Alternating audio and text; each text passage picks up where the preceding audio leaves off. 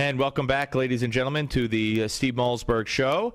Joining us right now is former governor of the state of Maryland, Bob Ehrlich. And Governor, welcome to the show. Appreciate it. Steve, thank you.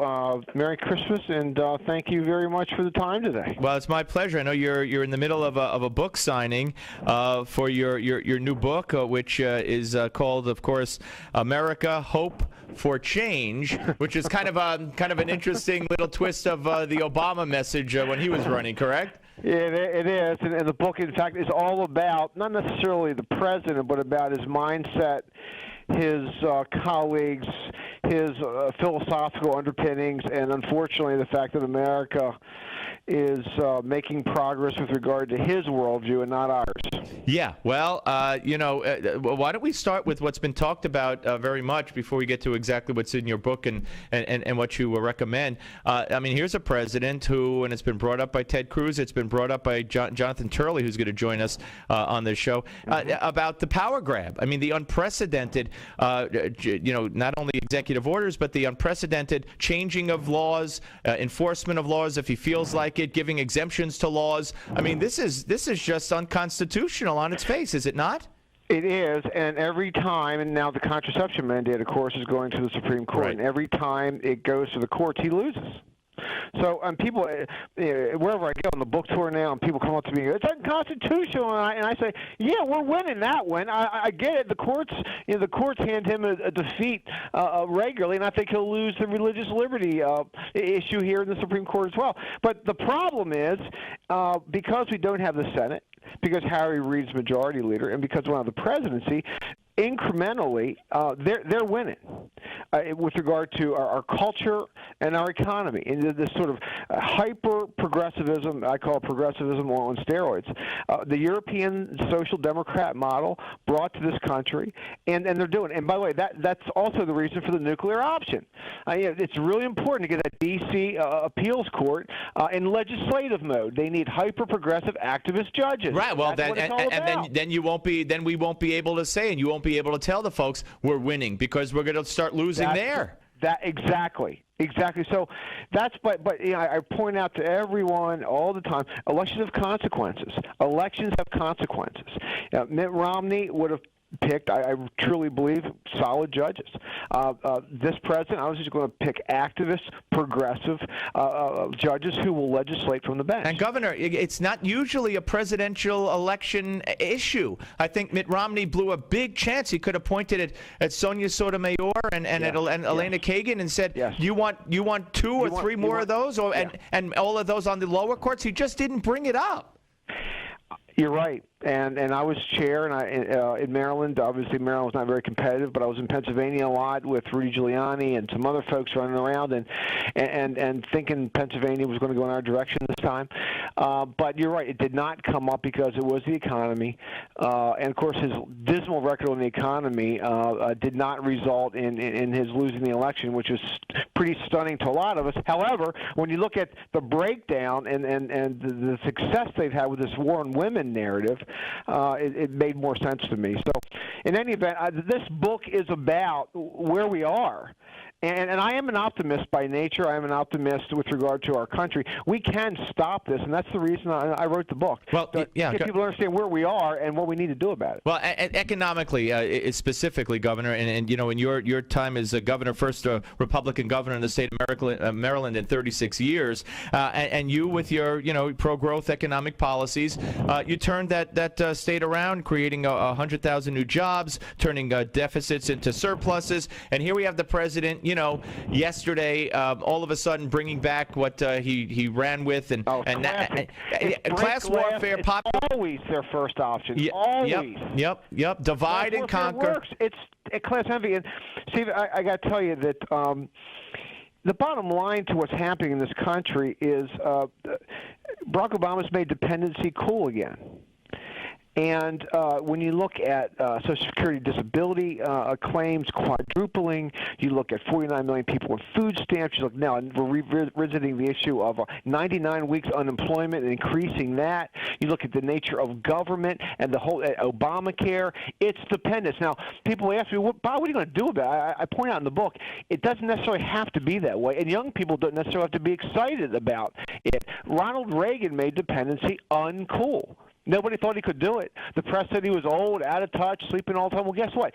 He made individualism and freedom and opportunity. He made that cool. Right. We're talking. So we can do it. We're talking to Governor Bob Ehrlich, former Maryland governor. He's the author of a great new book, America: Hope for Change. But Governor, the difference in Reagan and Obama in that regard, of course, we could spend all day talking about the differences, is that Obama is helping, and I believe purposely, creating economic policies and regulations and the whole scenario for increased dependency on government. He's ruining and wrecking our economy. He's making people become dependent on government.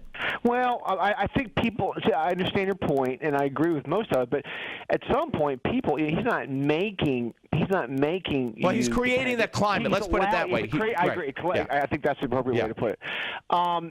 But again, to be fair to him, he's never been anything other than a hyper-progressive. There was his voting record in the state legislature. It was his voting record in the Senate of the United States. It was his platform both times he ran. It is his rhetoric. It's his associates. It is him. So he never tried to be anything other. And the point I'm making in the book is this is not your father's liberalism. It's not your father's labor movement. It's not Hubert Humphrey or JFK. This is a hyper brand of progressivism. They're serious about the regulatory state and taking freedom away, and they're doing it every day. I couldn't agree with you more. You brought up talking about going forward here. John Boehner, if I'm correct, you served in the House, correct, sir? I did. Yes. Well, John Boehner brought up the other day or yesterday how I guess it was in response to a question. They found out that Republicans are getting schooled in how to better deal with women, be more sensitive when talking to women or about women, and he, instead of saying, which to me the answer would have been, well, women in many respects, we need to be more sensitive, which led to this, and it's going to lead to more of this. He left himself wide open. Here's Dana Bash talking to Eric Cantor, and this is cut 19, Adam. Give a listen to this. Do you not know how to talk to women, sir? Well, we have any number of Republican women in our conference who are real leaders on all kinds of issues. But is there a problem with men in the Republican Party, your rank and file, who don't know how to communicate to reach female voters? It is our policies that are going to appeal to both female and male voters. But they haven't. I got to tell you, you're on the defensive, and when you're on the defensive, you're losing. That's all. It put him in this position, which it looked like he had no idea this was coming. He didn't know what she was talking about, and that's how Republicans operate. I don't get Boehner. I don't get Cantor. I don't get them getting the message out.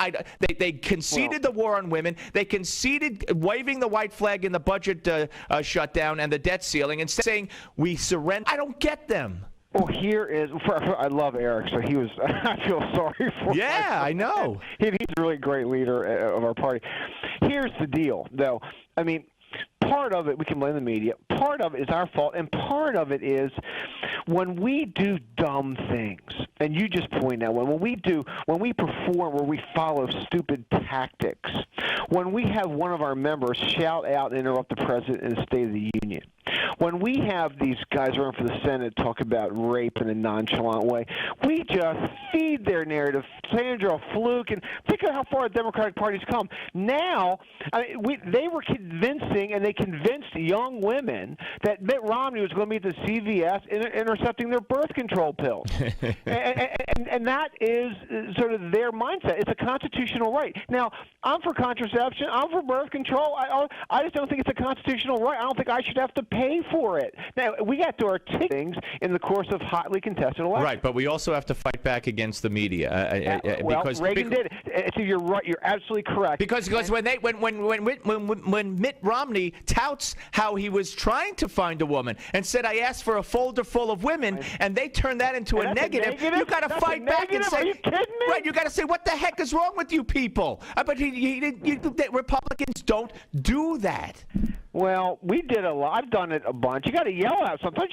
Ronald Reagan was laid back, but remember the New Hampshire primary? Absolutely, I paid for this microphone. Absolutely. I mean, sometimes you just have to lose it. I got to give you one more. We're talking to Governor Bob Ehrlich.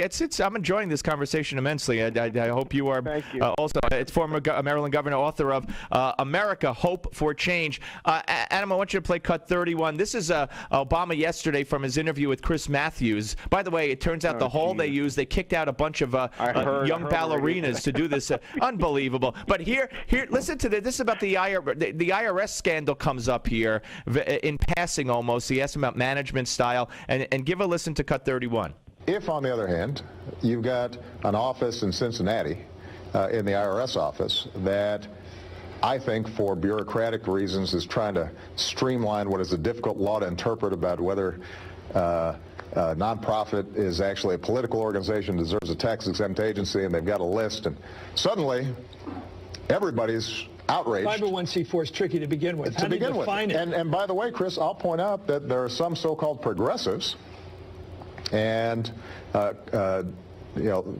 perceived to be liberal commentators who, during that week, just were outraged at the possibility that these folks, had been in the direction of the Democratic Party in some way discriminating against Tea Party folks. Okay, so he was talking about how the media dared to question him. Right, but see, he blamed it. He went back to the original old line. It was a few people in Cincinnati. My gosh! And that's been disproved in congressional time. Nobody believes that anymore. But it's Harry Reid, my staff. I mean, it's Orwellian. It's 1984. It's a new reality, and the left and Chris. I've known Chris for years. I mean, it's pitiful. It's just pitiful. All right, but where you know what? Where's Boehner and McConnell and Issa and the people who have held hearings on to hold a press conference today to play that soundbite and say, how dare he blame it again on people in Cincinnati? And say this, next thing you know, he'll be blaming Benghazi on the video. Yeah, I love it. But it doesn't happen. That's the frustrating part. Well, you're right, and that's why I wrote the book, and that's why people should read the book. But let me also point this out, and you know this. Candidates count. And Ronald Reagan was degraded, called a dummy, old B actor, stupid, lazy. Yep. Well, guess what? And out of touch. And young people liked him. And he was pro-life. And he beat them. And he beat them at their own game. Yep. So it can be done. Oh, absolutely. It can be done. And listen, President Reagan wasn't perfect. Listen, saying, it can be done. I want you to come back. I wish you best of luck with the book. We'll talk again after the holidays, I hope. And if you're ever in the city, we'll have you up here live. And we could, analyze the elections going forward and we'll be the up strategies. In the city soon. And thank you for the time. Good. My pleasure, Governor. Take care. Bye-bye. Governor Bob Ehrlich, ladies and gentlemen, former Maryland governor, and the book America, Hope for Change. I like that. That should actually be the campaign slogan for the next Republican nominee. Hope for change. Anyway, all right. What could I tell you? All right, Steve Malzberg Show, ladies and gentlemen, right here. We're coming back. Very busy day. More on the death of Nelson Mandela. Steve Malzberg Show.